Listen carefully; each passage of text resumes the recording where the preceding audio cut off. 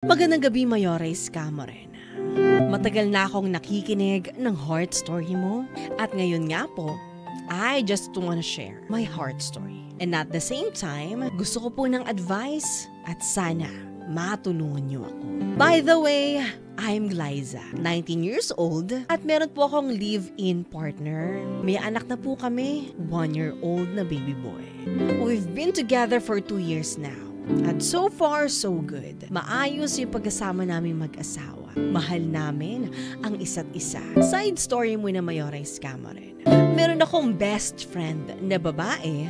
Since grade school, magkasama na kami. Through ups and downs, magkasangga kami. Mayores Camarena.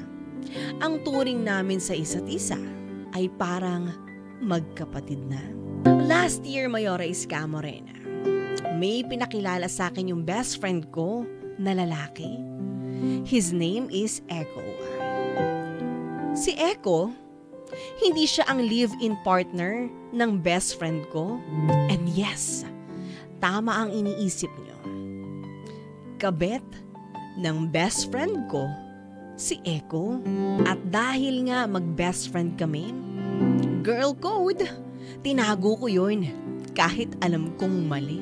Hinayaan ko sila maging masaya and all. At hindi alam ni Echo na may live-in partner pala yung best friend ko. Ang iniisip ko kasi, not my story, not my problem. So hindi ko sasabihin. Lumipas ang ilang buwan, Mayores Camarena. Nalaman ko na buntis pala yung best friend ko. Pero sigurado yung best friend ko na ang nakabuntis sa kanya ay yung live-in partner niya. Kasi that time, nung buwan na yun, wala naman daw nangyari sa kanila ni Echo. So medyo nahimasmasan ako kasi hindi ko na kailangan magtago ulit ng sikreto. Pero this time, Mayores Camarena, nalaman po ni Echo, nakabit siya at niloloko lang siya ng best friend ko. Kaya naging close kami ni Echo kasi lagi siya nagpapa-advise sa akin, lagi siyang lumalapit sa akin kung ano bang gagawin niya para makamove on sa ginawa sa kanya ng best friend ko. Halos araw-araw po kaming magkausap ni Echo. Ako ang nagiging sandalan, iyakan at takbuhan niya. Until nagkakwentuhan na kami ng mga problema namin sa buhay. Depressed si Echo kasi nga nagmahal lang din naman siya. Hindi ko sinabi sa best friend ko, Mayores Camarena, na nagkakausap kami ni Echo. Kasi ayoko naman na kami ng best friend ko ang magkasira at magkaaway. Although yung live-in partner ko, alam naman niya na nagkakausap kami ni Echo. Dahil alam din niya na pinapalubag ko ang loob ni Echo. Tinutulungan siyang para makamove on. Ang hindi alam ng asawa ko, tuwing may pinag-uusapan kami ni Echo na hindi appropriate, dinidelete ko. Ngayon, Mayores Camarena, halos araw-araw na kaming magkausap ni Echo. Hindi ko alam kung bakit ganito yung nararamdaman ko. Na-in love na ata ako kay Echo. Hindi ko alam kung parehas ba kami ng nararamdaman para sa isa't isa o yung best friend ko pa rin yung gusto niya. Parang nababaliw na ako, Mayores Camarena. Kasi umabot sa punto na ultimo pagtulog ko, si Echo ang iniisip ko. Inaaya ako ni Echo na magkita raw kami. Uminom, mag-catch up. Pero dahil busy siya sa trabaho, hindi nangyayari yun. At buti na lang hindi pa. Pero deep in my heart, gusto ko na po talaga si Echo. Hindi ko rin masasabi na swerte ako sa live-in partner ko ngayon. Kasi cheater yung live-in partner ko. Marami siya naging babae at ilang beses po niya akong niloko. Nasasaktan niya ako mentally, emotionally, pati physically. Tuwing nag-aaway kami ng live-in partner ko, nasasampal niya ako, nasasabunutan, at napagbubuhatan ng kamay. Kaya sa 2 taon na gano'n, cycle namin, parang bigla akong nawalan ng kan. Mayores Camarena, hindi ko na alam ang gagawin ko. Alam ko mali yung nararamdaman ko para kay Echo kasi may live-in partner ako. Pero parang naturuan ni Echo yung puso ko na mahalin siya. Mayores Camarena, Sabihin ko ba kay Echo yung nararamdaman ko o manatili ako sa live-in partner kong abusado for the sake of our child? Mayora Iska Morena, bakit ganito ang pag-ibig? Mapaglaro kapag tinamaan ka ng lintik, wala kang magagawa. Ngayon Mayora Iska Morena, litong-lito na rin ako. Dahil bukod sa relasyon namin ng live-in partner ko, baka masira rin ang relasyon namin ng best friend ko. Ano po ba ang gagawin ko? Bakit ganito ang pag-ibig? Hanggang sa muli, ako po si Glyza at ito ang aking heart story. Ka-winner, napakinggan natin ang heart story ni Glyza na kung saan nagkagusto siya sa kabit ng best friend niya. Si Glyza ay may live-in partner rin, mga ka-winner. Although, ang live-in partner niya maraming beses na raw siyang sinaktan mentally, physically, and emotionally. Ngayon mga ka-winner, gusto na raw niya mag-confess ng kanyang nararamdaman kay Echo.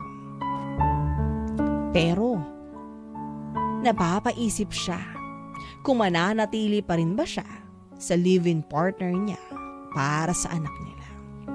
Glyza, ang nakikita ko dito sa nararamdaman mo ngayon, first is awa kay Echo. Naawa ka sa kanya dahil may kasalanan ka sa kanya. First and foremost, alam mo na kabit ng best friend mo si Echo. Pero hindi ka nagsalita. So meron kang guilt feeling sa puso mo na sana pala sinabi mo sa kanya. Nagigilty ka, nakukonsensya ka kasi maski ikaw, tinolerate mo yung ginagawa ng best friend mo doon sa lalaki niya. Pangalawa, you see yourself kay Echo. Kasi gaya nga na sabi mo sa heart story mo, ilang beses kang niloko at sinaktan mentally, emotionally, and physically ng partner mo. So meron kayong common denominator ni Echo, which is pares kayong nasasaktan ngayon. Kaya para ang nangyari, naging confident nyo ang isa't isa. Nagkaroon kayo ng common na pag-uusap o di kaya naman ng parehas na nararamdaman. Kaya feeling mo, Glyza, you are compatible. But no. Siguro andun lang yung compassion sa puso mo. Siguro andun lang yung empathy mo kay Echo. But that is not love. Hindi pagmamahal ang nararamdaman mo, kundi awa, kundi guilt at konsensya. Ngayon, Glyza, para sa akin, ang dapat mong gawin ngayon is magpaalam ka na kay Echo. Hindi siya worth it, girl. Hindi worth it para ikasira ng relasyon nyong mag-asawa. Hindi worth it para ikasira ng relasyon nyo ng best friend mo. I know. Nakukonsensya ka sa ginawa ng best friend mo kay Echo. Pero hanggang dun na lang ang pwede mong gawin, ang mag-sorry sa kanya. Glyza, huwag mo solusyonan ang existing mong problema ng isa pang problema. 19 years old ka pa lang. I know, andyan sa puso mo na marami ka pang gustong gawin sa buhay. Pero para bang na-stuck ka na lang dyan sa sitwasyon mo ngayon kasi you have a partner now. May anak ka na rin sa murang edad. Glyza, alam mo, ang pag-ibig talaga, ang pagmamahal, masyadong mahiwaga yan. Kaya niya tayong bulagin sa mga bagay na dapat nakikita natin. Kaya niya ilihis ang landas natin kasi marupok tayo. Pero Glyza, may anak ka na. So dapat ang focus mo ngayon sa anak mo. Kung nasasaktan ka na ng live-in partner mo ngayon, might as well itigil ang relasyon mo sa kanya. Hindi dahil nasasaktan ka. Or I mean, hindi dahil may Echo dyan sa tabi mo. Makipaghiwalay ka sa live-in partner mo dahil nasasaktan ka niya physically, mentally, and emotionally. Makikipaghiwalay ka, hindi dahil may sasalo sa'yo, Glyza. I know, umpisa, feeling mo ang unfair sa'yo. Kasi ngayon ka lang nakaramdam ng ganyang klase ng pagmamahal. But Glyza, nasa maling landas ka. Nasa maling daan ka. At hindi masyadong malinaw para sa'yo ang mga dapat mong gawin.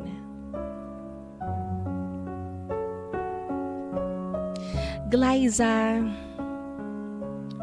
siguro masyado ka lang naliligayahan, masyado mo lang naiibigan yung atensyon na nakukuha mo ngayon mula kay Eko. Pero again, that is just a band-aid solution.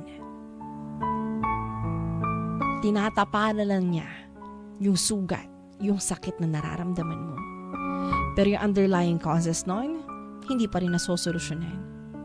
Babalik at babalik pa rin yung sakit, yung pait.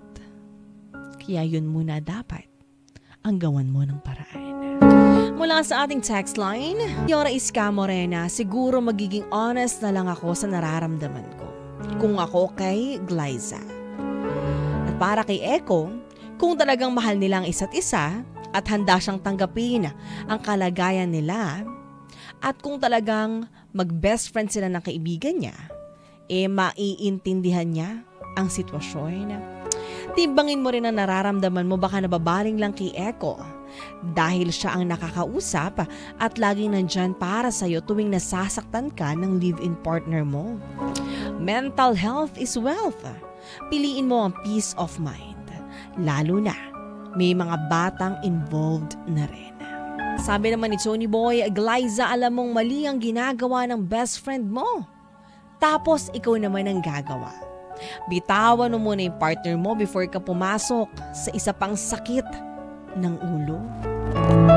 At sabi naman ni Joanna de Chavez ng Hala-Hala Rizal, Mayora Iska Morena, pakisabi tigilan na po niya pakipag-chat sa ex ng best friend niya at mag-focus na lang po sa anak niya. Dun sa ka-live-in niya, iwanan na at ilaan na lang po ang lahat ng oras sa kanyang anak.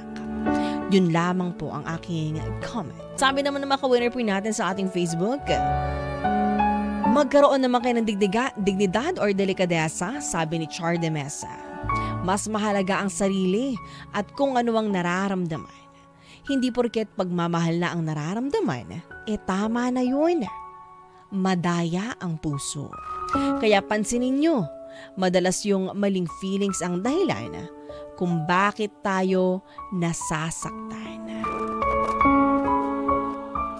Sabi naman ng isa nating ka-winner na si Tina, saka mo lang maiisip na naaabuso ka na pag may ka-eme-eme ka na. Ayusin mo muna ang problema o issue mo sa live-in partner mo. Bata ka pa, Glyza. Marami ka pang feelings na mararamdaman sa bawat sitwasyon at makakausap o makakasama. Focus ka na lang muna sa buhay na meron ka ngayon. Andyan na yung maiirita ka sa kinakasama mo. Issue na yung ginagawa sa'yo na dating pilit mong tinitiis. Ayusin mo muna ang sarili at huwag sa bugso ng damdamin. At sabi naman ni Lenny, para sa akin, Glyza, kung nagkakasakitan na kayo ng live-in partner mo, habang maaga pa, hiwalayin mo na. Hihiwalayin mo siya dahil sa sitwasyon mo at hindi ka na masaya. Hindi dahil may nakita ka ng iba. At huwag na huwag mong gagawin na patulan yung naging kabit ng best friend mo. Baka yan pa ang ikasira ng relasyon nyo ng best friend mo. Siguro mag-focus ka sa anak mo, magtrabaho ka para sa future ng anak mo. Kasi lagi mong tatandaan na ang pagsisisi laging nasa huli. Gawin mong tama para hindi ka maligaw ng landas. Ka-winner, yan ang heart story ni Glyza. Tama't kapiling nyo pa rin ang nag-iisang Mayora nyo sa radyo, Mayora Iska More.